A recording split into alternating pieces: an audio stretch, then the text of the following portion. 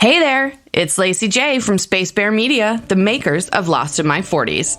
Did you know that Space Bear Media also has a YouTube page where you can go to watch a video pre-show before every podcast episode?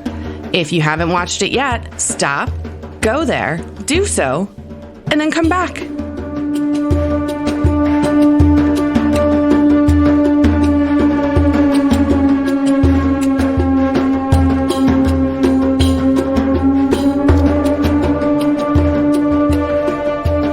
Hey there, welcome back. Episode 2 of Lost in My 40s. And here we are, all of us in our 40s, watching Lost, get it? So we are back for the second half of the pilot. And today we have Christy is going to talk to us about this episode. So go ahead, dear. I'm dear. All right, get on it, bitch. Okay, so pilot 2. It opens with Kate and Jack and Charlie coming back to the beach with the transceiver, and Charlie keeps asking everybody. Oh God, yes. Everybody. Charlie keeps asking Jack if it's working, and Jack is clearly annoyed by Charlie because the transceiver's not working. And then Kate asked Charlie what he was doing in the bathroom, and he's like, "Oh, couldn't you tell? I was puking. My one tangible contribution to this trek." He says that he's a coward, and then he says that every trek needs a coward, and that just made me have like a Lord of the Rings moment there. Upon rewatching this, when Kate walks away, look at Charlie's face. It's a super creepy, kind of rapey stare. Oh. That's how I look at Kate, too. After he said he's a coward, it shows his face. Yeah, I noticed that, too. Yeah, she like walks away from him, and it's like, you, gross, man. He got like Locke level creepy right there. Yep. Locke level creepy. All right. Yeah, but Kate's really nice to him. She says that, he's not a coward. And then they do a flashback to the plane one, and Charlie's sitting in his seat, and he's like, tapping his fingers, and he's clearly got a lot of nervous energy, or maybe he's tweaking. You don't really know what's going on. Yeah, big time. Yeah, definitely. So one of the flight attendants comes up to him, and she's like, can I get you some water or anything? And he's like, no, I'm fine. And she's like, are you sure? He's like, yeah, please just go away. So that, is a red flag for her. So she goes back to some of the other flight attendants to tell them, this guy's got some problems, and he gets real paranoid and starts running for the bathroom. So he finally finds an unoccupied. Do you have a metal spoon? Yeah. Like, instead of water, can you bring me a metal spoon? Yeah, I knew then it was drugs was why he was in the bathroom and all that. Yeah. So he gets into a bathroom. He takes out his little baggie of heroin, I guess, from his shoe. Gives himself that better a hit. be heroin, because if not, that's some nasty ass looking coke. No, seriously. It's yellow as fuck. Exactly. So I wouldn't know about those kind of drugs. I know about other kinds of drugs, but not heroin. Not those. Heroin should be yellow. Cocaine should be white. I mean, there's other powders out there, but yeah, definitely heroin. And then he sticks it in his mouth. Like, what are you doing? Ew. He put it on his gums or something. I've seen people do that with Coke. Well, because I never said heroin. I thought you shoot it up or smoke it. Yeah, because with cocaine, like, it has that numbing effect, but heroin's not going to do that. It was weird that he, didn't snort it or anything. Clearly he wasn't going to shoot it in an airplane. Or smoke it, yeah. Yeah, they only have plastic spoons, so. That wouldn't be good. So he's got his little hit, and then he, sadly decides that he's just going to throw it in the toilet. And right as he's about to flush, the plane hits like turbulence, and he gets slammed up into the ceiling of the bathroom. And that's my worst fear. Every time I go to the bathroom on an airplane, I think I'm gonna hit the ceiling, and my shit is gonna follow me, and that's what I'm afraid of on an airplane, is getting caught in poop turbulence. Like, just like when it's halfway out, all of a sudden, bam. Yeah, exactly. That's really... I never thought about that. I guess I'll think about that the next time I take a shit on a plane. I'm more afraid that like if I do have to take a shit on the plane and somehow I accidentally hit the actual flush mechanism, it goes, it sucks. Then I'm always afraid it's like just gonna like rip my dick off and. Just like I'm going to lose it. I'm going to lose it down the toilet forever. This is insane suction on those things. Seriously. Speaking of suction, isn't Kate in this episode? Oh my God. Yes. Evangeline, if you're listening, we would all like to bone you. Yes. Yes. All right, go ahead. Okay, so anyway, he gets slammed into the ceiling. He finally makes his way out of the bathroom and manages to get himself to a seat, and he belts himself in just like right before the plane starts coming apart. I thought it was really weird, though, that he was in the bathroom by the cockpit, and somehow he ended up getting back to the middle of the plane to get into a seat. That's a good point. Yeah. That is true, yeah. So now they're back on the beach, and Shannon's in a fucking bikini, getting a tan. Oh. She totally is. She's totally laying out. What a bitch. Such a twat. Boone comes over and he's like, hey, we're sorting through some luggage and you should come help. And she's like, nope, they're going to come. So you're wasting your time. And Claire's laying there with her gigantic belly and looks at Shannon's gorgeous little body enviously. And she's upset because she hasn't felt the baby move since the day before when there was a crash. So then we cut to Michael running around looking for Walt. I don't know what it is about these TV shows and the fucking kids, but, he's constantly screaming, Walt, just kind of like everybody in The Walking Dead is screaming, Carl, where's Carl? Yes. They were the whole time, Carl. What do you call hooker zombies? Streetwalkers, Carl. So while Michael's running around looking for Walt, he runs into Son and Jin, he starts asking them if they've seen Walt, but I mean, they only speak Korean, so I don't know what he was really expecting them to say. And while that's going on, Jin starts snapping at Son because the top button of her sweater is undone. He's clearly an asshole husband. Yeah, super I thought that was controlling. shitty. Yeah. Walt, Michael realizes, what's going on, and he just kind of excuses himself. And then we see Walt in the jungle looking for Vincent. He doesn't find Vincent, but he does find a handy dandy pair of handcuffs. And right as he finds that, Yeah, foreboding music. The first thing I thought of was like, man, even on an island, the black people can't get a break. Oh my God. I was just like, somebody's going to show up, like somebody is going to come out and just start arresting them or some shit. Like it was weird. It was weird that he was the one that found them, and that I thought that. Well, if it was filmed now, that probably is what would happen. Yeah, seriously. Well, yeah. So anyway, Michael finds Walt. He yells at him for leaving the beach. You can see that there's clearly a great father-son relationship happening there. Right. And then you do start to get a taste of the fact that Walt doesn't really like his dad, or it feels that way. Yeah. Yeah. So then we cut back to the beach, and Saeed and Sawyer are having a fist fight, and Jack, Charlie, and Kate get back. Sawyer's accusing Saeed of being the one who made the plane crash. So, racial profiling post 9/11, big time. Yeah, I figured since it's 2004, that was shortly after 9/11. We just invaded Iraq, so that's where I figured that storyline came from. Yeah, absolutely. Yep. Yeah. And then Kate comes in and she yells, "Stop!" And they stop fighting. Now, I would too.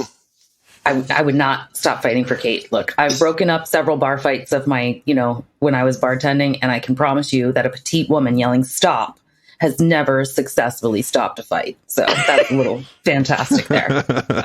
She took her top off. The power of Kate. The power of Kate. Stop. Look at my titties. Stop. That would do it, probably. Yes. Yes. You never brought your titties out to break up a bar fight, Christy? I'm disappointed. No, I didn't in that. have to go to those extremes. I was lucky. So, yeah. All right. So they tell the crowd that they found the transceiver, but it's not working. And they're like, hey, can anybody fix this? And Saeed says that he might be able to help. And Sawyer's just being an asshole to everybody. And he's like, oh, great. Let the terrorist fucking fix the radio. Hurley's like, hey, have a little respect. And Sawyer's like, shut up, Lardo. Which that's just fucking mean. So Jack tells him to lay off. Yeah, so Jack tells him to lay off, and Sawyer says, whatever, Doc, you're the hero. He starts the nicknames. Exactly. The nicknames that never and, ends. And they've all got a role to play. So, they don't tell anybody about about what happened to the pilot, though. So there's that little secret that they're keeping. Boone asked Jack if there were any survivors in the cockpit, and Jack lied to him, right? He says that there weren't. But I thought it would have been funnier if he just said no, but there were, but the kid's dog just ripped them in two. Vincent just killed the pilot. Vincent just fucked them and all threw him up in a tree. Yeah, so.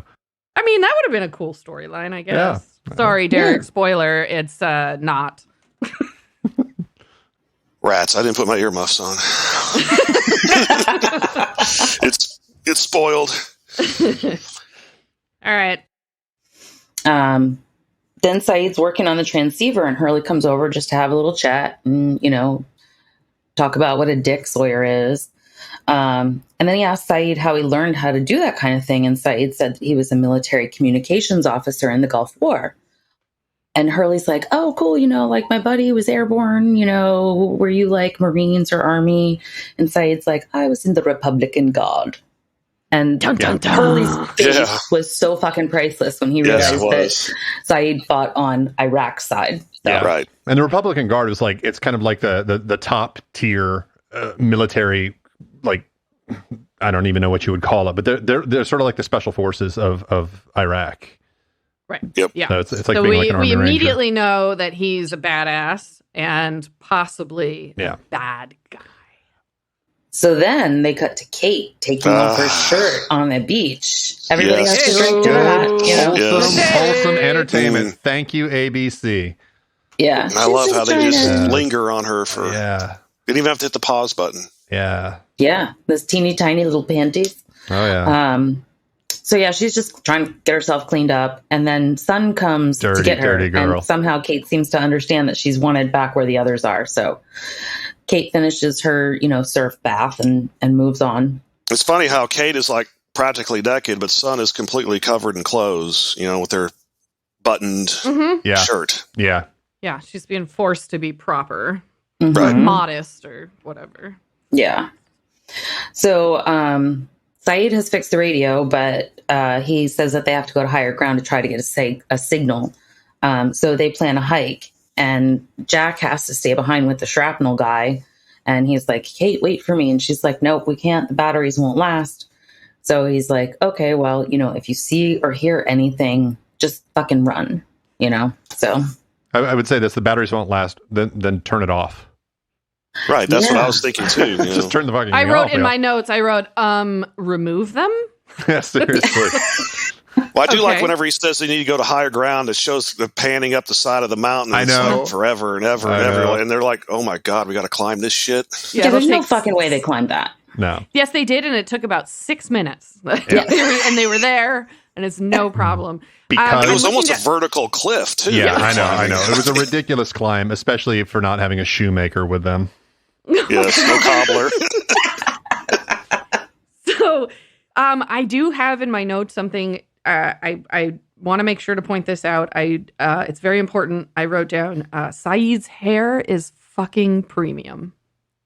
He has excellent hair. Yeah, he's got good hair. How can you not notice? Like, his hair is perfect. Very well. Mine's curly, but mine would have been so frizzy in that humidity, That's what I'm saying. Like, somehow he's got a condition that the curls are smooth and they're tight. They're beautiful. I just wanted to make sure we had that on the record. He and Sawyer do each other's hair at night. Yeah, Sawyer has the good hair. Yeah. I would watch that. Put that shit on a live feed. I would watch them do each other's hair. I'll pay for that. Oh, absolutely. You could just see them like one of them like with their back turned to the other, like doing little braids or whatever. I'm sorry, I called you a terrorist. Oh. All right, where are we at, Christy? Yeah, so then Jin's making sushi from sea urchins. Unagi. And Sun reaches out to grab something, and he smacks her hand. So once again, Jin's a fucking asshole husband. And then when he walks away to go give people the sushi, she undoes the top button of her sweater in a major act of defiance. Yes, rebellion. Yeah. You asshole. Here's my one button. Yeah.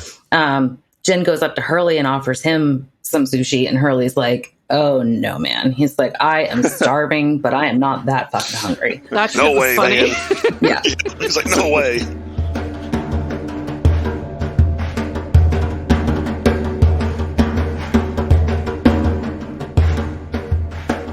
Well, and since when? Like, why is Jin even doing this, right? Because in episode 1, he tells Sun, like, don't worry about them, stay away from them. But he's gonna make everybody sushi. Except for her. Except for her. Yeah, it's like the opposite. Don't help anyone in the first episode. Now it's help everyone but her. No, because he needs to be seen as the strong one. He doesn't want to not help the group, but he doesn't want her to be the sort of agent of that. He wants to be the one that helps the group, and she is his. Like, it's a very, a very kind of patriarchal, very ordered way of doing things. I thought that too when I first saw it. I thought he was like, fuck everyone else. But then when I saw that, I was like, no, he's trying to be gracious, but on his terms.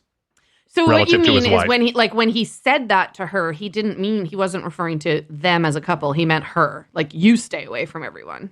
Yeah, you stay away from everyone. I will be the man. I will interact. Yeah, I will be. Yeah. Okay, fuck you, Jin. Yeah. Where's my kill list? All right. Go ahead. Okay, so Michael sees Walt reading a comic book, but it's in Spanish. And he's like, oh, do you know Spanish? And Walt's like, no. I found it on the beach. And oddly enough, there is a polar bear in the comic book. Dun, dun, dun. Dun, dun. Foreshadowing.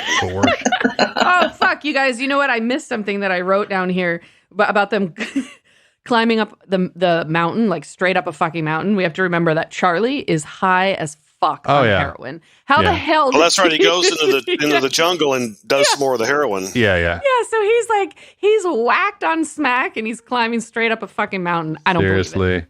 Yeah, everybody's. What they don't know is when he's not playing bass and drawing on his fingers, he's actually a free climber.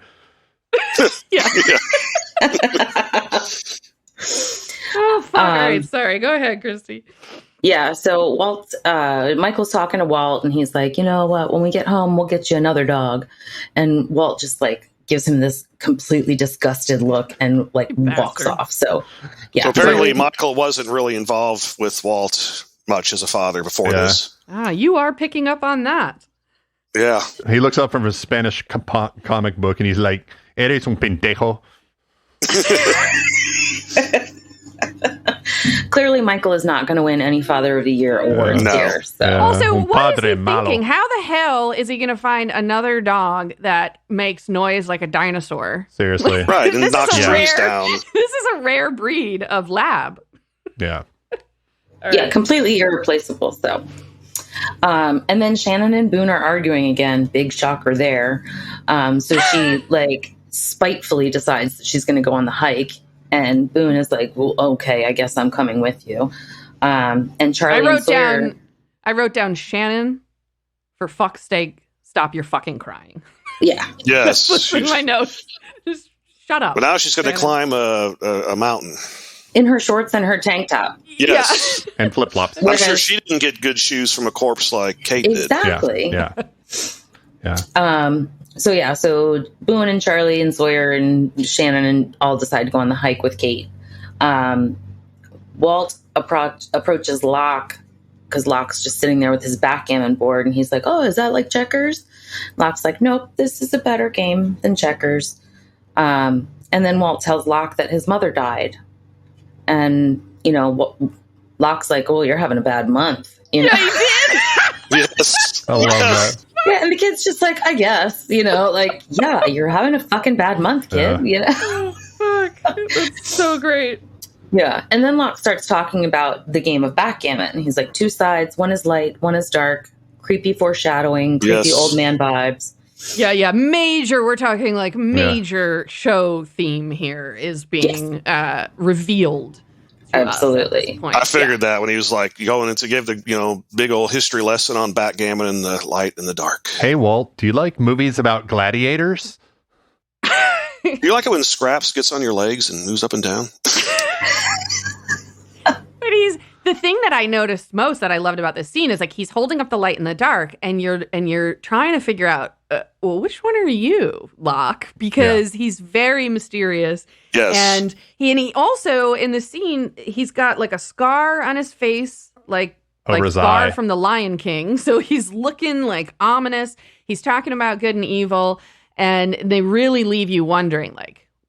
Well, and then he asks Walt if he wants to hear a secret. Yeah. You know, telling kids a secret is always fucking creepy as shit. Yes, definitely. Yes, I'm a sex offender with a record. That's a definite pedo moment, but, you know, I mean, not really. I mean, spoiler alert. Spoiler alert. Locke you don't know what happens at night. You know. Yeah, he might be a member of NAMBLA. So. Ew. The fact that exists is just insane. Yes. While Saeed and Sawyer braid each other's hair, he's just buggering the kids. Yeah, if you've never heard of NAMBLA, go ahead and Google it. We'll just leave it at that. Right. Yeah. Right. All right. So we're playing backgammon. What happened? Yeah. So they're doing the backgammon thing. He's telling Walt secrets. It's creepy. And then Jen is still offering sushi to people. So he goes up to Claire and she's like, "No, I'm good." And he like insists that she try the sushi. So she finally tries it.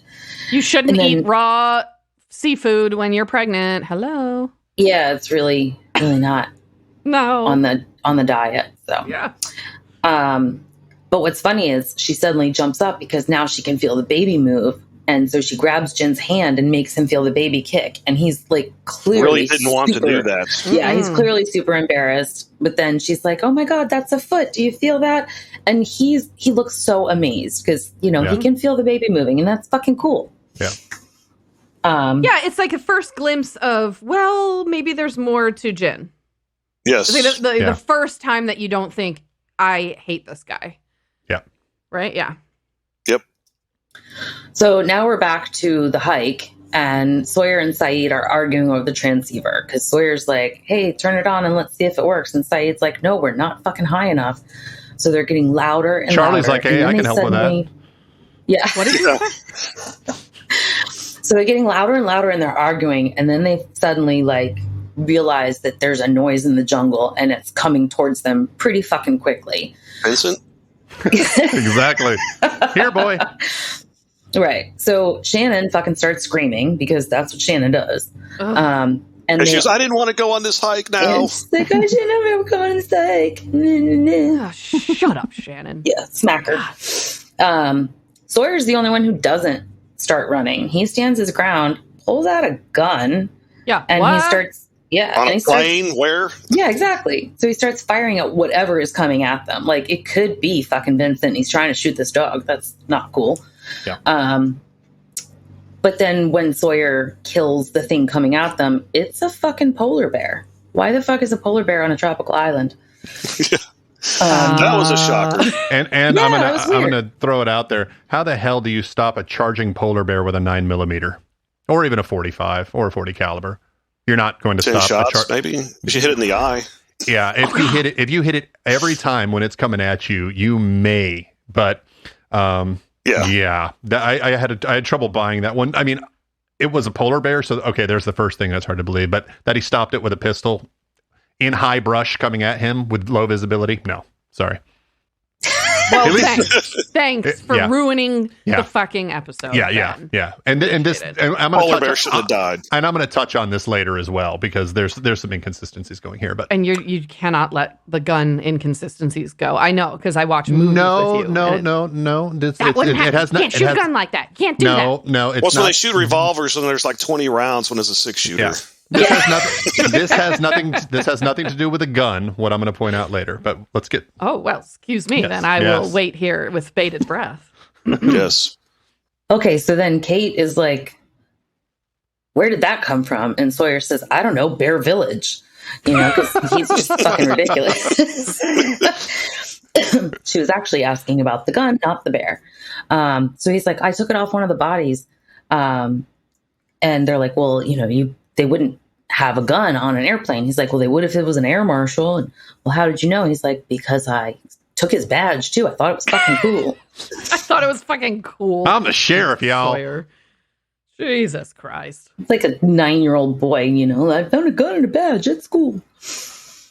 Well, yeah, I mean, that's pretty Sawyer-like. They definitely have him. I mean, even maybe earmuffs, Derek, even as you proceed, there he goes. We get to know him as a child, right? Like you know what I mean? Yes. Yeah. Yes. All right. Derek's back. Okay. So then Sawyer has his back turned to Kate, and she ends up grabbing the gun out of his waistband. Badass. Yeah, she has some skills. Yeah, he does. Yeah, that's where you're like, Yes. What is that about? All right. And then I love when she's like, how does this thing work? And Charlie's like, I think you just pull the trigger. Oh my God. So I'm like, no, don't pull the trigger. So, yeah. So she ends up taking the gun apart. We know that there's still one round in the chamber, but, other than that, the gun is basically useless at this point. So she gives parts of it to different people. Now Saeed starts arguing that Sawyer must have been the prisoner, so he's flipping it on him. And Sawyer says, fine, I'm the criminal. You're the terrorist. It's all very much kind of like a game of Clue. Yeah. Like with everybody, having their little characters and who'd done what. And then the scene flashes to Kate on the plane, and you can see that she is in handcuffs. So she's the prisoner. What? LOL, JK. I knew it was going to happen. That was pretty real quick reveal. I mean, yeah. I imagine Kate in handcuffs in so many different situations. Who the prisoner was, and all of a sudden it switches to the flashback, goes to the flashback, and she's lifting her drink, and there's the handcuffs. Yeah. Yeah. So I'm here for the sexy female criminal lead. I'm liking it. She's even hotter. I can't wait to find out what she did. Yeah. Had to be serious if she had a U.S. Marshal with her. Yeah. Uh-huh. Yes. And she's handcuffed on the plane. Yes. Yeah. But then the turbulence hits. The marshal gets knocked in the head, and he's knocked out. And he got hit by that suitcase, like, that was bloody too, yeah. I think they show that same scene like 3 or 4 times of that thing coming down and just banging him right on the head. Boof! Blood starts pouring. He's kind of a dick, so I like seeing that scene over and over and over again. I'm all right with that. But here she is in handcuffs. The guy next to her is knocked out, and she's trying to reach for the, oxygen masks that have dropped out of the thing. And she can't get it because of the handcuffs, but she's able to get the keys out of the air marshal's pockets. So she takes off her handcuffs, puts on her mask, and then she's very nice. So she puts the mask on the air marshal as well. And then the tail breaks off. That's a little hint, right? That's a little hint. Like, well, why was she bothering? Yeah, why does she care about this guy? Yeah, I thought she's the bad guy. Right, exactly. And then you see the back of the plane break off. Yes. Awesome. Yeah. So they're fucked. Yeah, they're fucked. So now they're back on the beach. Jack's still taking care of the shrapnel guy, who we realize now is the air marshal. The air marshal, wakes up, grabs Jack, and he starts going, "Where is she?" Yeah, because at that time, Jack still doesn't know. Yes. Yeah. Right. So, yeah. So now we go back to the group of hikers, and they have reached higher ground in that miraculous 6-minute hike that they took. So they turn on the radio. Yeah. Yeah. They turn on the radio, and they just get this awful, earful of feedback. So they realize that's not feedback. It's French. Feedback is French. Oh, oui. Yeah, so they realize that something else is already being broadcast, which is why they can't send out a signal. And then they hear a French woman's voice. Charlie's all like, the French, I've never been so excited to hear the French. Yeah, he did say the French are coming. What? Okay. And they're like, does anybody speak French? Boone says Shannon does. And she's like, no. He's like, you spent a year in France. She's like, drinking, not fucking studying, Yeah, that was funny. Yeah, she's Shannon. Of course. Exactly. Yeah. Fits her. Right. She does manage to translate, though. So she says that the French woman is saying, I am alone on the island. It killed them. It killed them all. And the message is on a loop. So Saeed does some major quick math, and he's like, this has been going for 16 years and 5 months. Oh, yeah, right. Okay. He whips that up real quick. Yeah, just takes that big number, divides it by seconds, and here you go, 16 years. Yeah. In your head. All right. And that, guys, is why, and that is why the Common Core curriculum is important. No.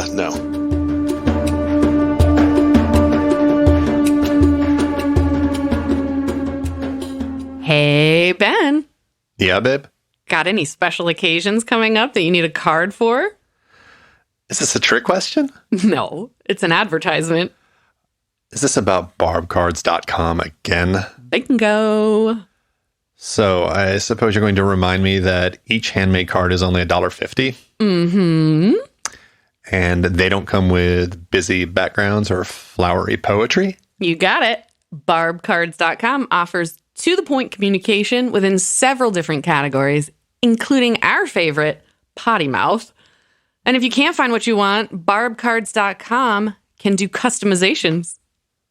Can I still get all of my cards for no more than $4 shipping, no matter the size of the order? You know it. Barbcards.com has got all you need. Hey, Ben. Oh my God, what are we selling now? Merch. Our merch? Yes, sir. Shirts, coffee mugs, wine tumblers, bottle openers, stickers, magnets, and more. Your choice of product and your choice of Space Bear Media graphic from any of our podcasts. Please tell me we're not making merch now, too. Of course not. We'll stick to podcasts, and Pixis products will do the rest. Thank God. I bet you have more to say, though. Sure do. Pixis Products is a small business run by a local mom, well, local to us anyway, who needed something else to do besides being a snack bitch. A what? A snack bitch, also known as a mom with a young child. There's still more, isn't there? Yepers! Pixis Products works with other small businesses for supplies, art, and other collaborations at every opportunity, including ours. In fact, Pixis Products even gave Space Bear Media our own storefront on their site. You can find us at shopspacebear.com. Say what? You heard me. Go to shopspacebear.com and buy something.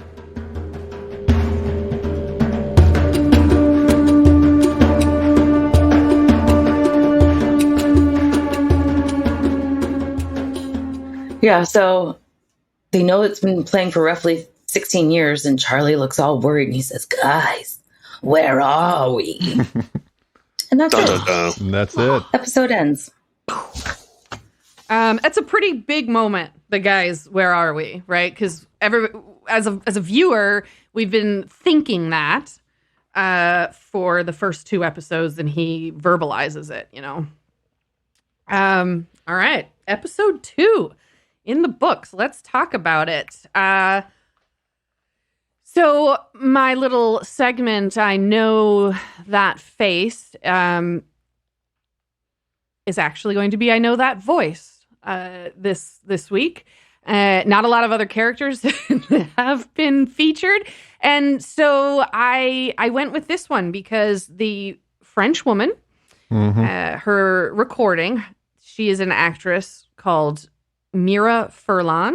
Yep. And she's in, she was the Ambassador Delenn in Babylon 5. Yes, she was. And what? Yeah. Did you watch Babylon 5, Ben? I loved Babylon 5. Yeah. Yeah. I have not seen that. I haven't seen it either. Derek, is that something Neither you have watched? Okay. Nope. So would you have recognized her voice, Ben? Do you think? I don't think I recognized her voice. I knew the second I saw her in the show originally, when I saw her face. Spoiler alert! But when I saw her face, spoiler alert! Wait till you get to see her face. I was like, I remembered. I was like, oh yeah, that's Ambassador Delenn. Yeah. Yeah. Nice. Okay. So let's go into best and worst moments, best and worst characters, and who's fuckable and who's killable. We'll start with Christy. I think the best moment was when Claire grabbed Jen's hand and put it on her stomach because the baby was kicking. I loved that scene. Yeah, it's sweet. And it definitely gives you a glimpse of another dynamic for Jin other than just controlling bastard. Yes. And Claire's all happy because she knows that the baby's still alive. The dingo didn't get it. Yes, she thinks it's a boy now. Oh, that's right. She did say that. Yeah. She said he, and then she says to herself, it's a boy. Right. All right. Worst moment. Shannon and Boone fighting. Oh, so freaking annoyed by the two of them. I'm with you on that one. Yeah. My best moment was the suitcase to the head. I mean, it's well, your best moments are violence. Serious violence. That's right. Yeah, last episode it was the pilot and the guy in the engine, and this time it's the suitcase to the head. I guess I am amused by violence. I don't know what that's about, but it's definitely a theme so far. Worst moment, I feel like I was mad at Jin when he was serving everyone and wouldn't give any sushi to his wife. That really pissed me off. So, Ben, what are your best and worst moments? I think my favorite moment is when oh my God. Sorry. Might want to start that question over again. Go ahead, Ben. Yeah. My favorite moment was when Locke was on the beach with Walt. And when he held up the backgammon pieces and he said, like, you know, the two sides, light and dark, and the way that he's holding the two backgammon pieces up next to his eyes, I just thought that was a really cool moment because it speaks to a lot of things kind of happening underneath the surface or behind the scenes. My least favorite scene, again, going to just like the believability, was when they're like, hey, we need to get to higher ground. And all of a sudden they're scaling like this sheer cliff with one of them, you know, one of them obviously jonesing and probably weak with the heroin shakes. Like obviously, because they get to higher ground, but then when they show them on higher ground, they've just hiked up that same sort of path that they did in the first episode. I'm like, well, why did you, like, if all you had to do was walk up that valley, why did you have to scale this? So the other thing about that scene that I didn't like when they were climbing the mountain was that Shannon didn't fall to her death. That's fair. I saw the filming of that scene, and that little cliff that they were climbing was about 3 feet high. That's why they didn't break a sweat. That's great. We got some nice, cozy, hobbit-sized mountains. Oh my God. All right, so Derek, what are your best and worst moments? My best was the same scene on the beach with Locke and Walt, but after Walt says everything that happened to him, he goes, "You're just having a bad month, kid." That was funny. Oh my God, that was funny. So yeah, fucking that was funny. Yeah. It was just like, yeah, you're having a bad month, man. Plane crash, mom dies, stuck with your old man that doesn't know shit about you. Can't find your fucking dog. Wants to buy you, just get you another dog. To hell with Vincent. And the worst was Sawyer and Saeed. I know at the time in 2004 that was going on, but looking at it just the first time in 2021, it's like bad. It's just terrible. Stereotypes. Oh yeah, some of the nicknames he throws at Saeed through the show as well are very cringeworthy. It's amazing when you're almost 20 years later and you realize the stuff that would fly at one point, and now we're all like, yeesh. Yeah. Okay, that was everybody's moments, right? Let's rank characters and do fucking kill. You keeping track of this, Ben? You got your spreadsheet? Kate is in the lead in first place with Jack just slightly behind her. I wouldn't say we got anyone else. I'd actually like to be slightly behind her, but I don't see anybody else. And like everyone else is sort of middle of the pack. We've got Locke, who's got a few points, and Jin's got a few negative points. And then there's Shannon, and she is just she's way back there. She's never catching up. Good. That's where she belongs, though. She's a bottom bitch. Oh my God. Ben, where are your rankings? Who's top, who's bottom? I mean, it hasn't really changed this week. I've still got Kate at the top. She's more badass every week. And I still got Shannon at the bottom. But for this week, I'm going to change my fuck, however, to Sun, because she's actually really, really, really hot. And my kill is still Shannon because she's Shannon and deserves death. Did you like that little sweater unbuttoning? Was that what did it for you? I'd say I got a partial from that. Everything Jin was worried about. Jin was worried about me. Christy, best, worst, fuckable, killable. My top character this week is Saeed because he was able to fix the radio. There you go. And Shannon's at the fucking bottom just because Ben's right. She's just at the bottom. Fuckable and killable are the same person. Sawyer. Oh, yeah. Interesting. Yeah. There's a twist. I'd fuck him and then I'd kill him. I would hope it's not the other way around. See, I do the same with Shannon, man. Like on this island, I could probably get some like necromancy skills and like, kill her, then rise her from the dead, and then fuck her, and then kill her again. And then kill her again. That's cool. I'm surprised they haven't done that in The Walking Dead yet. Seriously. Zombie sex. Oh my God. All right. Derek? Best, worst, number killable. one is best is Kate still. She leads the quest to the top of the mountain, and she's still hot. And worst is still Shannon. I mean, she moved up just a little bit because that bikini looked good, but she's still at the bottom. She's still a bitch.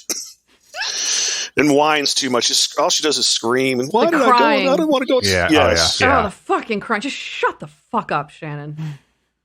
Sorry, I got. She cries because she knows what a failure she is. Well, all right. The fuckable, Kate still, especially after the beach scene where she's washing her whatever bra and tiny little panties. Oh my! And my killable is Shannon still. Fuck her and kill her. Yeah, fuck her and kill her. All right. For me, best character this episode was Kate. She definitely handled the excursion, and the way she snatched that gun got me a little juicy. I mean, just like, damn it. Oh yeah. Worst character, Jen. I was just pissed. I was just pissed at him. He's annoying. I loved that Sun unbuttoned her sweater. Good for you, girl. Don't take his shit.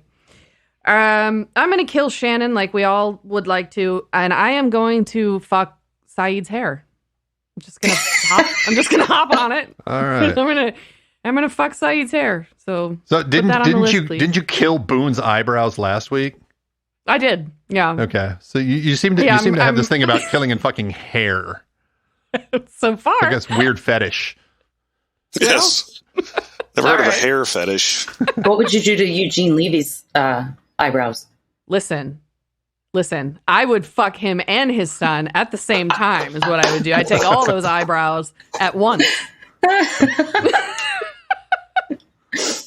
All right. I honestly do have an actual crush on Eugene Levy. Ben can attest to that. She does. I got a thing for the salt and pepper guys, and he is in the eyebrow. Whew. All right, let's. Yeah, he does have some massive eyebrows. Oh yeah. Holy shit. Yeah. All right, we are going to do final impressions and Derek's biggest questions. Hey, that kind of rhymed. Final impressions for this episode. Ben, you go first. It was a cool episode. I think it wasn't nearly as strong as the first episode was. Like the first part of the pilot was. I thought there was a little more impression, like exactly. Yeah. Yeah. But it sort of settles in a bit more, not everyone is new. So you're not going to have the same level of like, who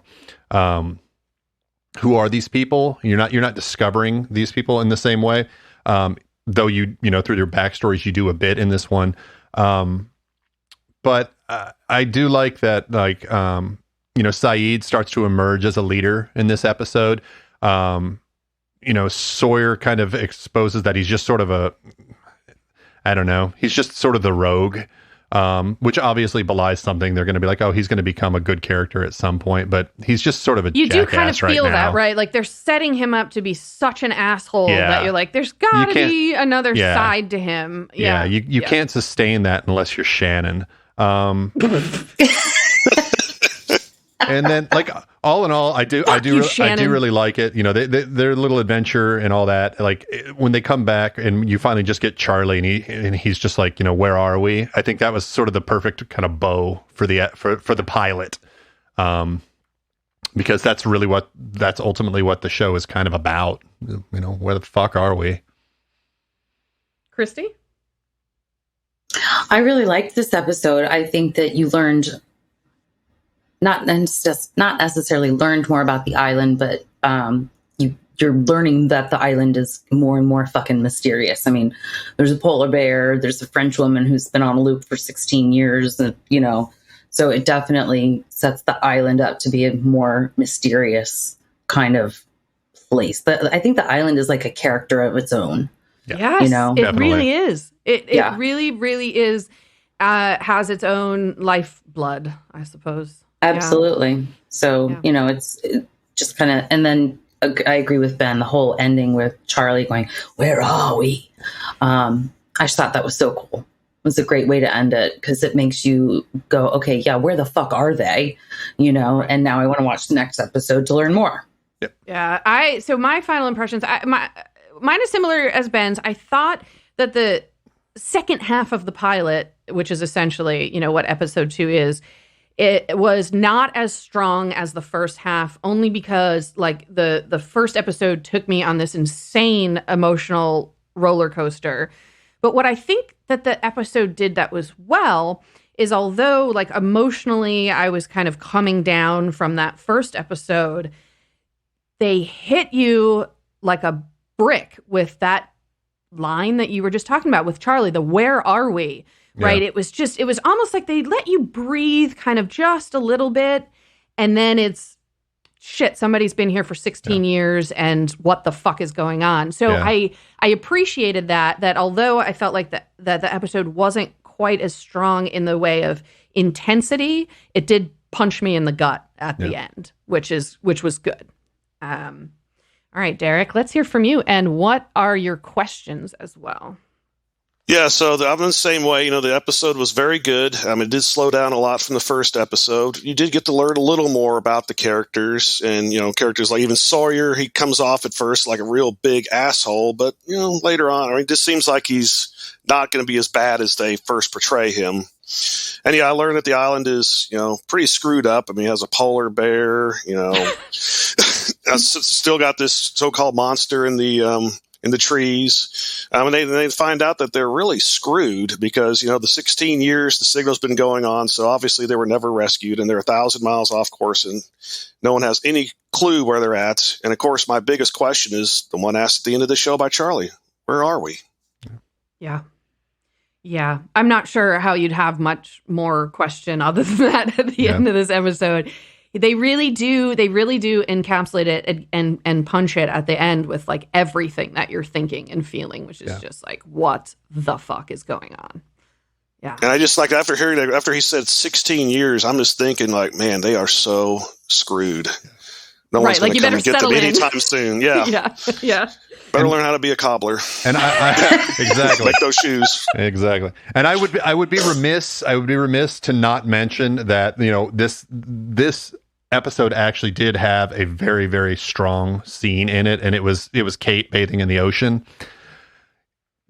That's extremely strong. Extremely strong. Rigid. Rigid. Hard. Well, and then your girl's son came around too. Well, Kate was, she showed that. Not even cleavage, but one button. No, like a geisha. Like and don't fucking at me. I know she's Korean and geishas are Japanese, but I'm thinking about you know, like how the geisha, you know, like you give a little flick of the wrist, you give a little show of your ankle. That was you know, thought to be super sexy at the time.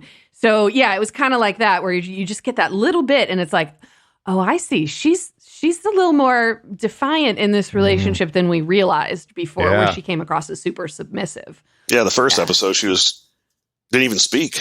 Yeah. Right. Okay, guys. So that's it. That's the pilot. Part 2.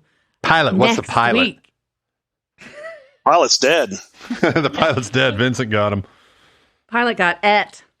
All right. Next week, it's going to be my episode. I'm taking it. It's a Kate episode. I've stolen all the Kate episodes from season 1 because, damn it, Kate. It's called Tabula Rasa, and we'll be back, all 4 of us, next week. See ya. Check you later.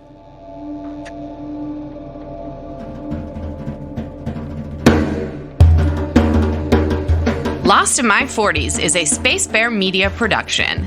Executive produced and edited by me, Lacy J. Sound engineering, editing, and original music by Benjamin Trim. Like and follow Lost in My 40s on Facebook to interact with your hosts. Plus, follow Space Bear Media on YouTube to watch our episode pre-shows. You can also find us at SpaceBear_media on Instagram and Twitter. Or come to our website, spacebearmedia.com.